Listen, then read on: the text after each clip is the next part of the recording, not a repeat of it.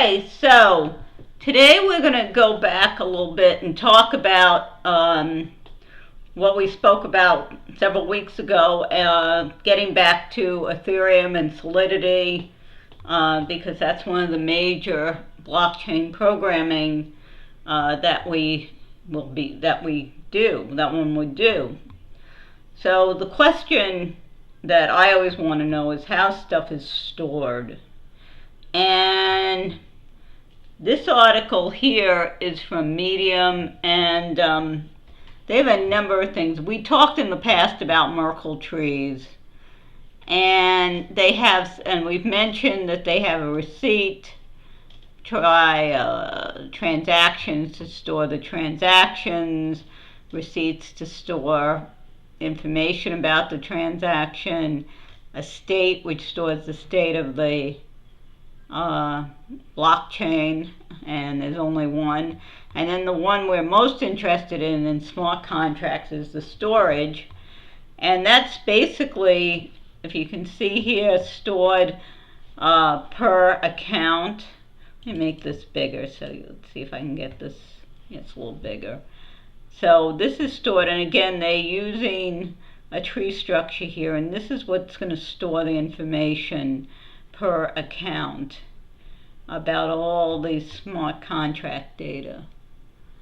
So you can see the account, and there's their particular storage. Now, what does that mean in a practical sense? Well, in a practical sense, here's an example from the Stack Overflow. They call it Stack Exchange, where it talks about, there's an example contract here, and we have structures, and then we have mappings. This is how you would store it. This is how it is stored in the actual contract. So what's described here is what is actually stored per the account associated with the smart contract.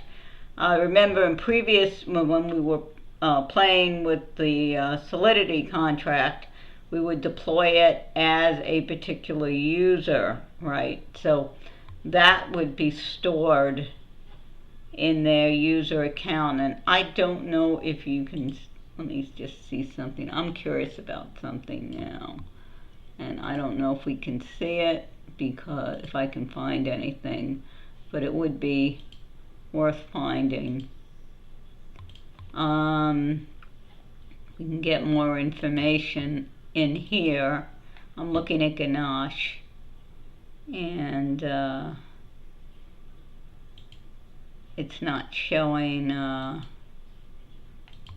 was hoping that I'd be able to click on it. We may have to do this through the console, so do it that way with more detail, but that might be worth looking into. Anyway, so this is what you're concerned about as a Solidity developer. And there's another interesting thing, and I don't know if it's in, yeah, there's the concept of get storage app. So I looked that up, and you have the Ethereum address, which it's either the address of the contract or the address of the person, the account, position, and a block number. So they give you an example here. For some reason it would not run, so it's got this Ethereum address, and it's got the position, and that's a way of kind of under the cover to get this data back, and the default is the latest block. So the main thing as a Solidity developer you need to be concerned about would be how you set it up in here, in here, the Ethereum blockchain is going to take care of it, and you can always get the contract and use methods in the contract to pull out the information that you desire. Now, one interesting thing. Let's see.